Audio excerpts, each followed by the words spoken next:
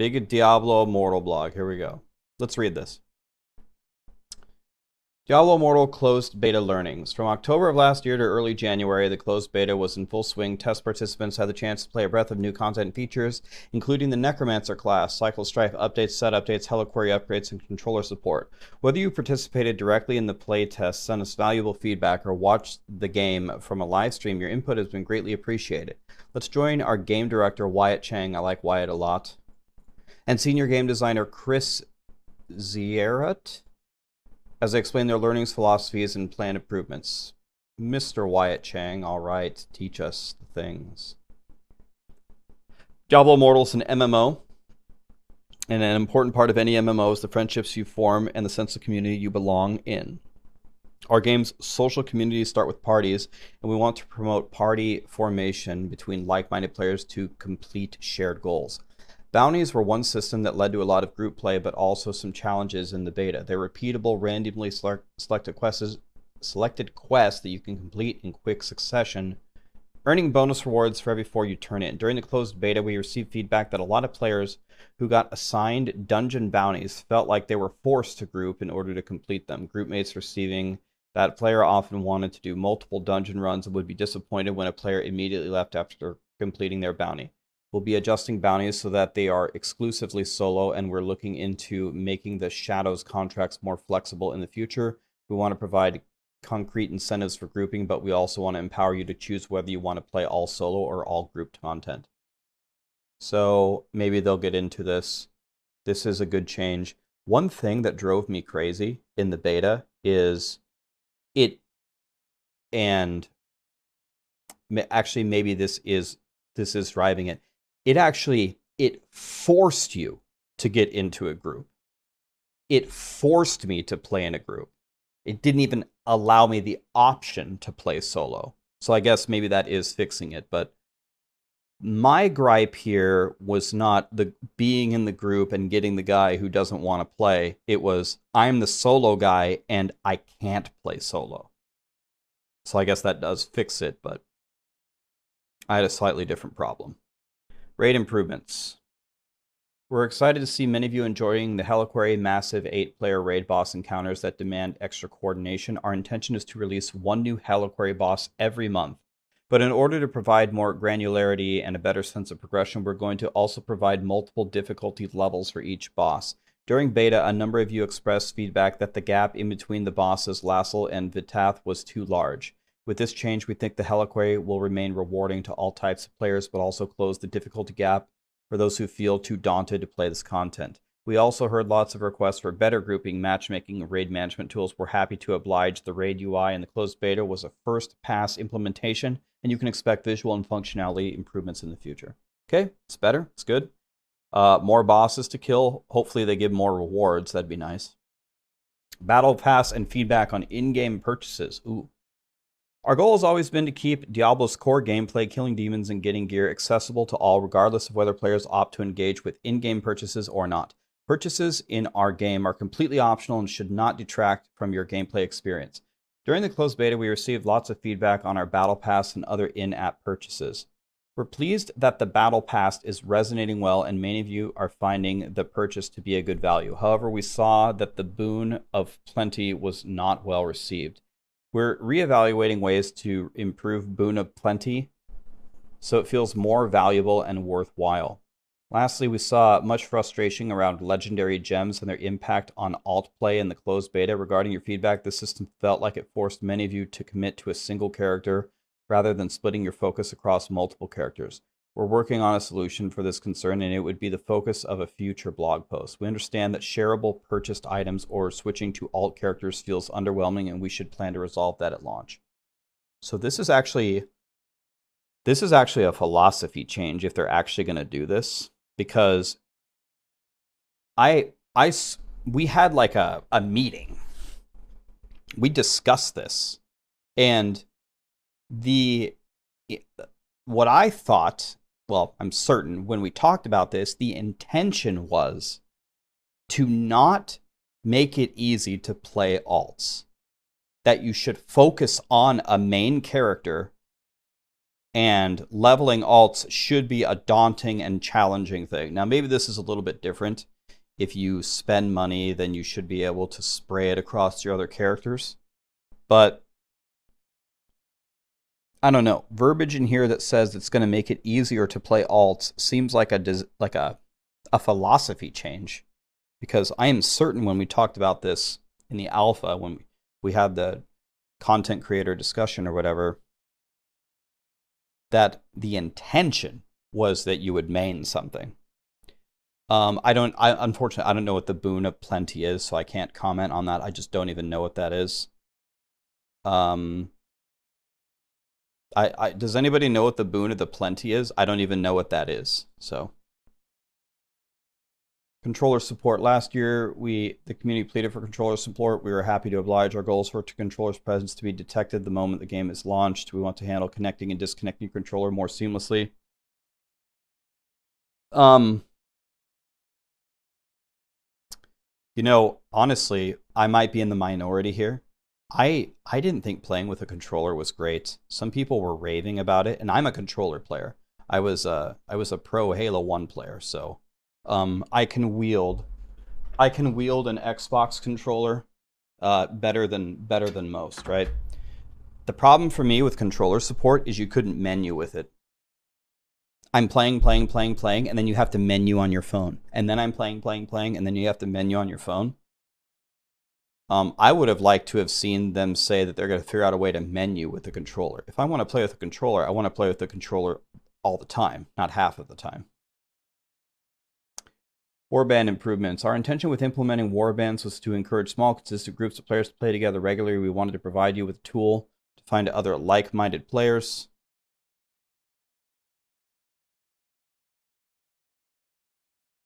Okay, someone's explaining to me the Boon of Plenty. I still don't understand it, but thank you for the explanation. I still don't get it, but can't really comment on that. Tool to better find like-minded. We're going to expand warbands to be groups of 8 players, and we're looking to add additional features to really make a warband feel like a close circle of friends. We want to replicate the lucrative bonus and incentives you already receive for running dungeons. Okay, so you get incentives for being in a warband. Okay. System updates. Let's keep going here. We're going to learn from Chris about set item improvements. Okay. We implemented a new endgame gear system to enable you to fill your secondary gear slots with set items. When you wore a sufficient number of items from the same set, your character received an additional bonus. Most of you enjoyed the hunt for sets, but we're excited to make more improvements to set items. We're looking at adding new sets to the game. We'll also be doing a balance pass on the existing sets so they support and complement particular builds and playstyles.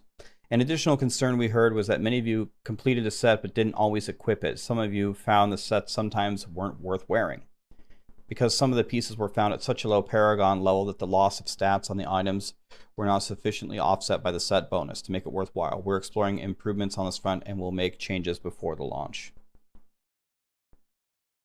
Okay, so this boon thing is something that people paid for, and it's something that people paid for, and it wasn't well received, and they're going to make it more valuable. So that sounds bad, right? That sounds like more pay to win.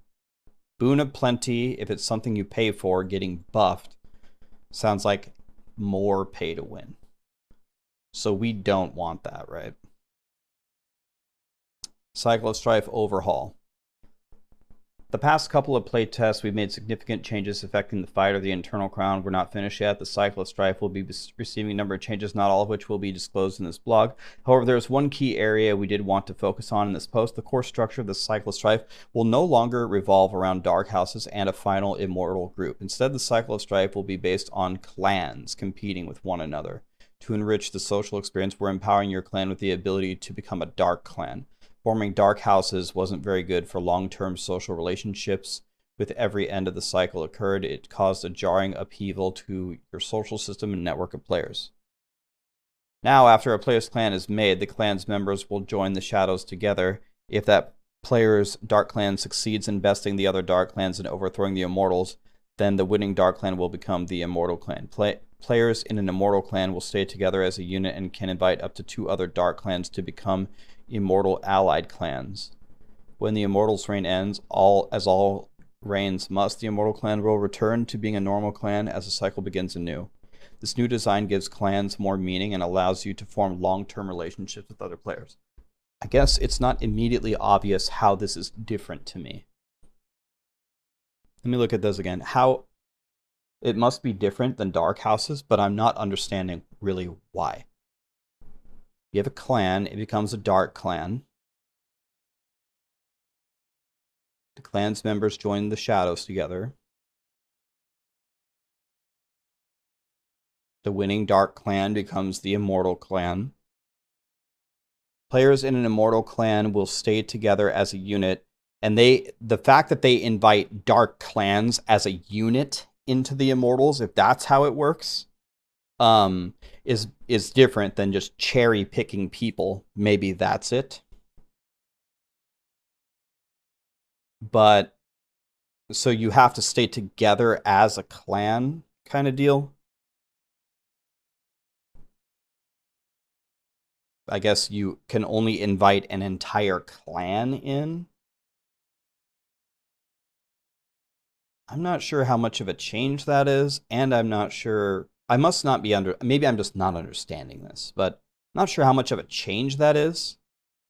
And I'm not sure that does that solve anything? I guess there must be more to this that I'm missing. I don't get this. I don't really. Does anybody get what this is doing? Am I the only one that is a little confused? Yeah, I don't know.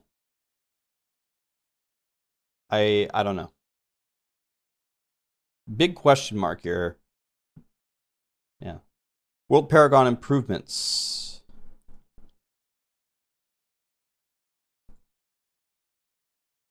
Yeah, so there's a penalty when you're dominating. You get normal XP when you're average, and you get double when you suck, right?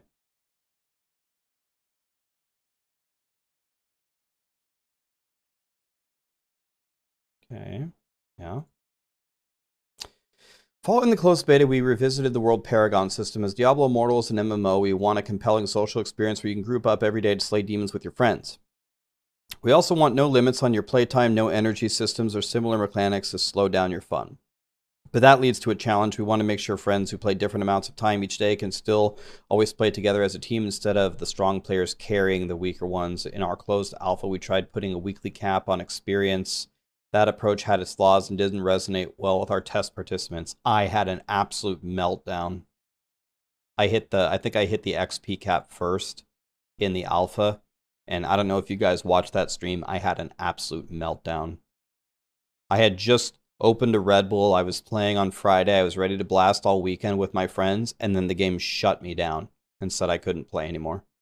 I could play, I just wasn't getting any XP or any rewards. I had a meltdown there. Probably the most angry I've ever been at playing a game.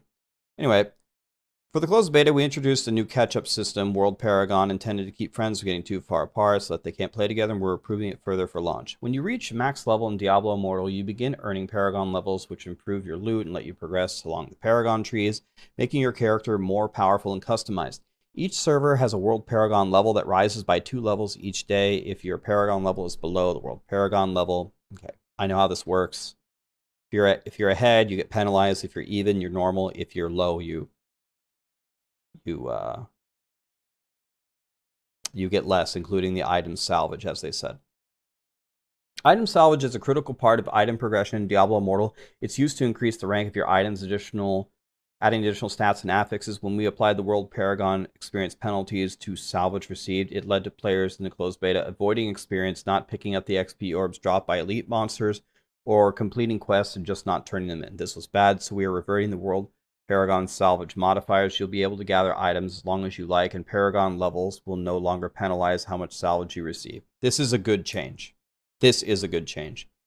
This is what was driving me absolutely bananas. I was begging for this in the alpha. Limit my XP, but don't limit my salvage. I think this is fair. However, we still need to slow down how far ahead players can progress by playing the games to more friends. Don't get split up by character power. Our current plan is to increase the salvage materials needed to advance items at very high ranks. This will allow players to reach rank 16 legendaries, but only the truly dedicated players will reach even higher ranks. Very active players will still be more powerful from higher item ranks and have choices of legendaries and set items, but they won't get so far ahead that they can't play with their friends. This is a much better solution. This is good. This is good. This is the way you solve it. You keep the XP going. You don't touch the salvage, but you let everybody get to rank 16, which really matters for most of your power. And then the super ultima tryhards can go past 16 and get a little bit of a boost. But as long as everybody can comfortably hit 16, you will have the majority of your power. So this is great. This is great. And thank you to the community. Does it say when? I expect this game to come out very soon. So, real quick recap here. The raid improvements are good. If this is buffing pay to win, which it sounds like it is, that sucks. Controller support. I would have loved to have seen them, instead of connecting better and giving us more controllers, what about controllers working with the UI? That's the thing I want more than anything, or I will not be using, probably will not be using a controller. The warbands sound interesting. Sounds like warbands are going to be mandatory if you're serious about the game. So that's good. The set item improvements, looks like they should be very powerful. So it looks like the set item changes they're going to make are going to be better. I don't understand how this Dark Clan is much different from the Shadows. I don't understand how this is going to fix the social, what do they call it, upheaval? I don't get it.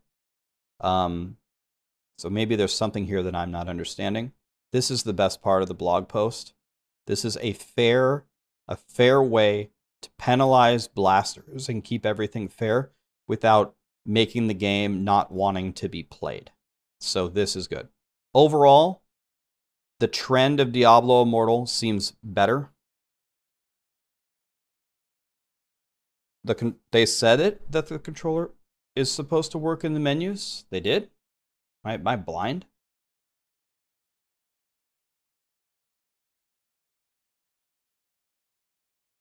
Oh, yeah, it's right here. God, I'm stupid. Yeah, it's right here. Thank you. God, it's right here. God, I'm dumb. Thank you. Okay, now I'm happy. Sorry. It's right there. Good. Okay. Then this gets a check mark from me. Boom. Now we can use controllers. Okay, that's the Diablo Immortal update, guys. We'll see when it releases. I'm excited.